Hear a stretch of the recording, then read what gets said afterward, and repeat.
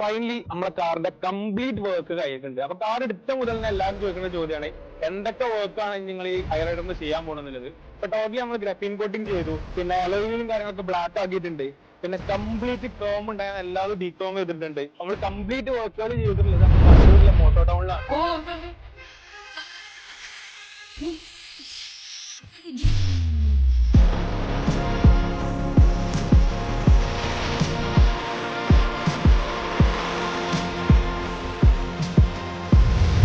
അതേപോലെ തന്നെ നമ്മുടെ എറ്റിയോസിലും എന്ത് വർക്ക് എടുക്കുന്നില്ല എല്ലാവരും ചോദിച്ചിട്ടുണ്ടായിരുന്നു. ഇത് കുറെ ദിവസമായി ഇതിന്റെ പെയിന്റിങ് ഡെന്റിങ് പരിപാടി എല്ലാം കംപ്ലീറ്റ് ചെയ്ത് പുതുപുത്തൻ വണ്ടി പോലെ ആക്കിയിട്ടുണ്ട് നമ്മൾ എറ്റിയോസിലും.